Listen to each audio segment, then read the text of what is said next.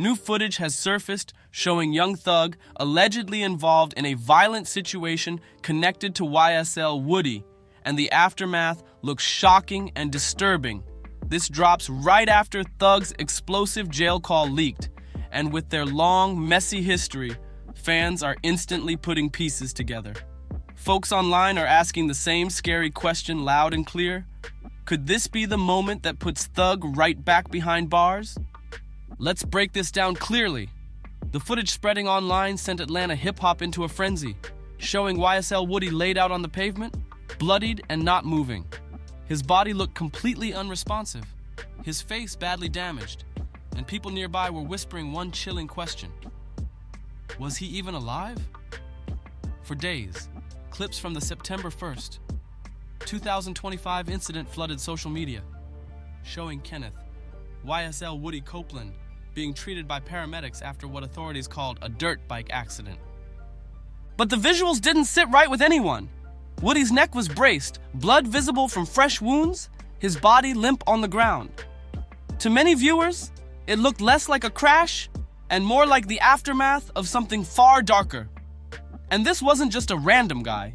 This was the same man long labeled online as the informant tied to Young Thug's YSL RICO case, which made the internet erupt instantly. As the images spread, fans started asking hard questions. They do the work of the Lord. No matter what goes on, pray, ask for forgiveness. God will come through and protect you at all costs, even in the time of pain. Was this really an accident? Or was this revenge catching up in real time? Viral livestream reactions pushed that narrative hard, with one commentator claiming Woody looked lifeless until paramedics intervened, even speculating it could have been an attempt to permanently silence him. Then came the plot twist nobody expected. Just hours later, Woody appeared online alive, bruised, neck braced, but talking. Yeah, they say I got like a cracked bone. But I got something sticking on my shoulder and it hurting. A lot of my head had like a lot of soft spots and cuts on it. They gave me stitches. My leg right here, it bust open and it's kind of numb on this side. And my neck right here, my back of my shoulder up here, and my chest, it feel like somebody's standing on it.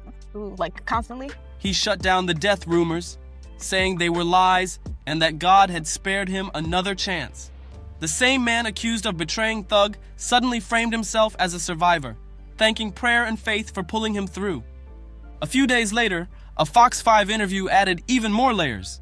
Sitting stiff, face-stitched, and visibly shaken, Woody admitted he didn't remember getting on the dirt bike at all. One moment he was riding, the next he woke up in a hospital bed, stunned to be breathing. He credited divine intervention for saving his life. It's a blessing. It's a blessing. People don't understand. Not everybody get another chance. And I keep getting them. I done got so many of them. That survival kicked off another storm online. With Woody still standing, people started wondering what this meant for his ongoing war of words with Young Thug. Especially since just days before the crash, the two had gone head-to-head in one of the nastiest chapters of their public fallout. It all started with Thug's recent podcast appearance. He accused Woody of being the first domino that eventually triggered the YSL RICO case. Thug claimed Woody stealing jewelry from Big Nut's car back in 2015 sparked tension with YFN Lucci's camp, which spiraled into years of violence, indictments, and the state of Georgia putting YSL on trial. Woody broke a Nut car and stole his jewelry. And I'm saying all this because it's all public record. But Woody didn't stay quiet, even while recovering. He jumped on Instagram to clap back directly, saying, "Accountability at Thugger. Thugger, just take accountability. We love you, bro, and we with you, but take accountability."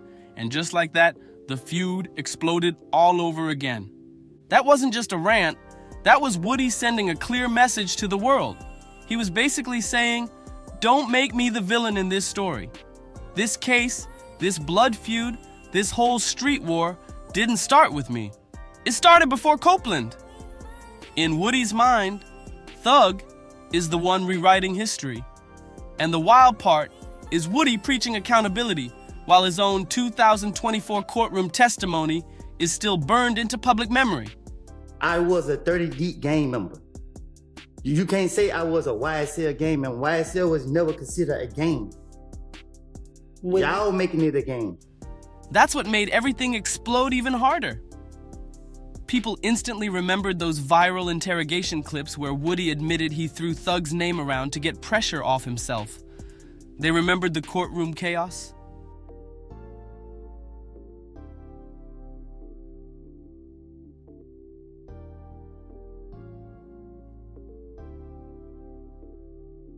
The endless debate over whether YSL was a gang or a record label, and how that trial turned into a circus watched by the whole world. The internet never forgot the memes either. The non-stop snitch jokes, the reaction videos, and the loud commentators dragging Woody day after day. Every clip followed him everywhere online. So when Woody said, "I risked my life to protect you," it didn't land the way he thought it would. For many viewers, it sounded disconnected from everything they'd already seen. That line poured gasoline on the situation. Some fans praised him for speaking his truth, saying he survived and earned the right to talk. Others clowned him hard, calling it denial and fantasy. And while all that played out, footage of Woody laid out unconscious on Peters Street gave the whole feud a darker tone. I didn't never see somebody shooting at it. But if the police question me, I'm trying to convince them that I know what I'm talking about. So it's easy to say, shell kill. It's easy to put people's name with crime that, because if he did it, why y'all don't lock him up? If I say I seen him do it, why y'all don't lock him up and charge you for it? If revenge ever had a visual, people said this was it. But let's be clear. This beef didn't just pop up in September 2025. The foundation was laid years ago inside the Fulton County courtroom, where Woody went from a low-profile YSL associate to the key witness prosecutors leaned on to frame Thug as a leader figure. Back in 2024, Woody shocked everyone by admitting under oath that he lied to detectives to protect himself.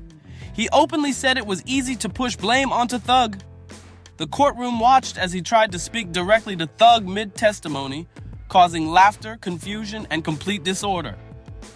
That moment locked his image into hip-hop history forever. Fast forward to 2025, and every new leak drags that past back to the surface. Whether it's Thug's jail calls or Woody going live online with a bruised face, none of it exists in a vacuum anymore. Fans don't see a dirt bike crash. They see consequences. They don't hear hospital bed reflections. They hear the same voice they believe flipped on family. That's exactly why this footage went viral. It wasn't just about a man nearly losing his life. It was about a feud too deep, too personal, and too bloody to fade away. And here's the wildest part. The same week Woody nearly died, he doubled down on his stance. He kept saying, Thug needs to stop pointing fingers and start owning his role. To Woody, surviving the crash was proof he was still standing, still speaking, and still unafraid to clap back. But from Thug's side, it looked like one more betrayal. I understood these lessons. At this time, I am willing to answer questions without a lawyer present. A man they believed triggered the chain reaction that nearly destroyed YSL, now rewriting the story again.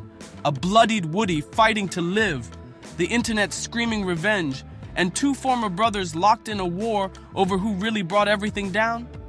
And just when people thought the crash was the headline of the week, another bomb dropped. Old skeletons and fresh dirt flooded the timeline. Interrogation tapes, jail calls, and audio never meant to surface started spreading fast, painting Thug not as untouchable, but as pressured and boxed in. I'm sure you know what happened in Cobb County, right? With Pee Wee and all that crap. Oh, Roscoe. Yeah, Roscoe.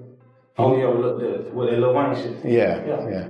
It all kicked off in late August 2025 when an unedited interrogation recording resurfaced from the 2015 Lil Wayne tour bus shooting. Officers repeatedly warned Thug he didn't need to speak without a lawyer, and yet he kept talking. For fans, the hypocrisy became the real headline. GQ didn't hold back, writing that the leaks shattered the myth of Young Thug as a strict, code-driven general. Instead, they painted a picture of someone hurt, conflicted, and wildly inconsistent. The larger-than-life image cracked, And what spilled out wasn't power. It was frustration. Fine, so who the f*** you talking about? You know YSL members on this case that committed crimes in furtherance of the game. You just made it a motherfucking RICO case. You just made it a case.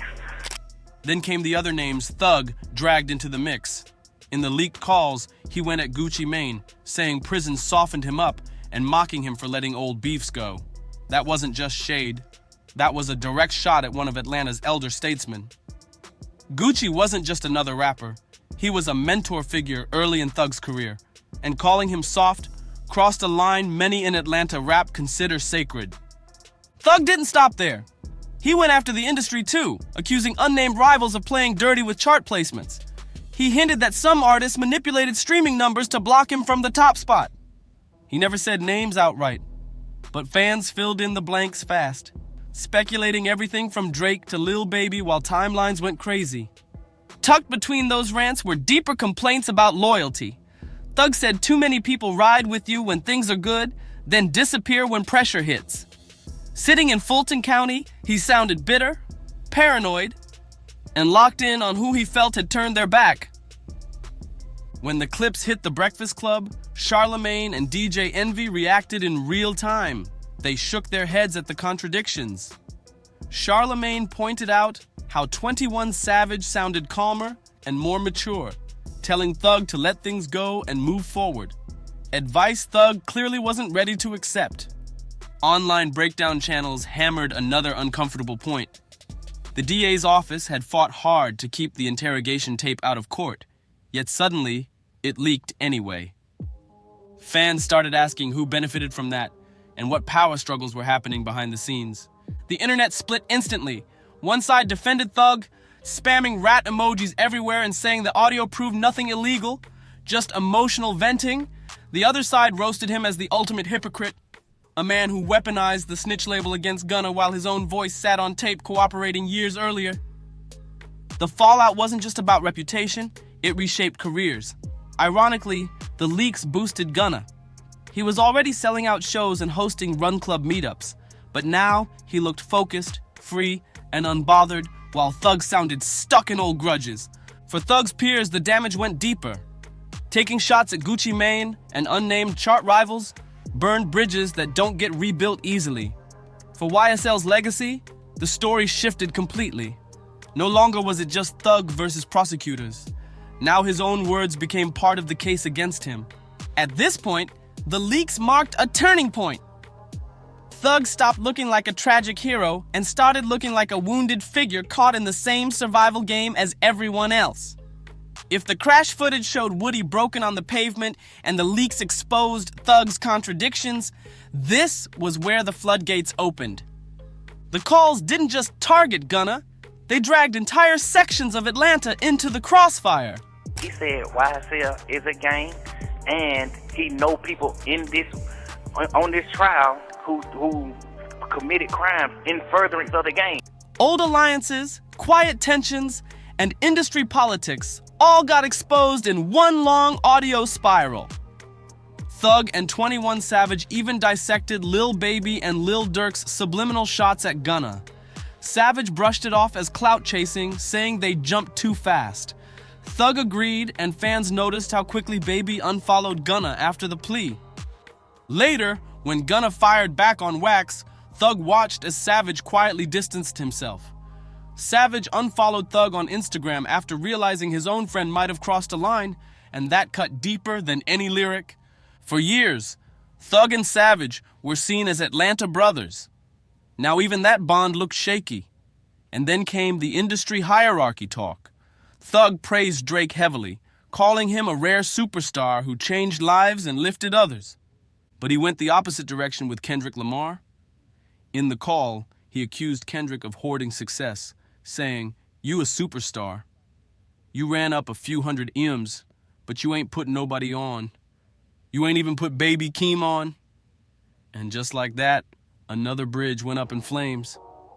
The irony was wild. Kendrick actually did put Baby Keem on, but inside Thug's cell, facts bent to feelings. That same bitterness spilled toward Andre 3000, another legend Thug accused of not lifting the next generation. It felt like he was swinging at the entire rap pantheon, reshaping history to fit his emotions, where only Drake earned respect and everyone else caught smoke. And then the pettiness hit a new level. In one jaw-dropping rant, Thug went at Glorilla, mocking her looks in a way that shocked even his own fans. She fired back instantly on X, joking about her phone blowing up and clowning the situation. The backlash was immediate. Thug backtracked in a follow-up call, apologizing and blaming jail depression, saying, "I honestly don't think you ugly at all." But by then, the damage was already done. The contradictions kept stacking up. One moment Drake was painted as a savior, the next he was framed as soft. When the full 28-minute call about Metro and Drake leaked, fans didn't even know what side Thug stood on anymore. He admitted Drake meant well, then turned around and said Metro should have kept business moving no matter what, grief or not. To many, it came off cold and heartless, especially toward people who publicly supported him. Then came the music. In closed arguments, Thug went nuclear on his own roster. Gunna, Yak, Gotti, Slime Life, Shad, even Woody, all labeled as weak or disloyal.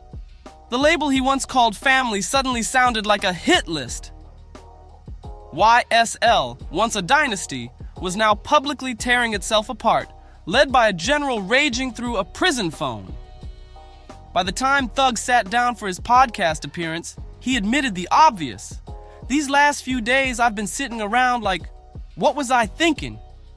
He framed it as venting to his girl, lonely talk from a man with no outlet. Some fans believed it, others didn't, because by then it was too late. Those calls weren't just venting, they were evidence. Evidence that Thug had burned bridges across the industry, pushed allies away, and boxed himself into isolation. And hovering over everything was one silent figure, Gunna, quiet, focused, selling out shows while his former mentor unraveled on tape. That silence hit harder than any diss. In a moment where Thug seemed at war with everybody, Gunna's refusal to respond became the loudest statement of all. No interviews, no sneak shots, just motion. Then came the cultural shift. Commentators across platforms started saying the obsession with snitching felt outdated. On The Breakfast Club, Charlemagne flat out said the street code sounded corny now. Fans cared more about music, streams, and live shows than who said what in an interrogation room.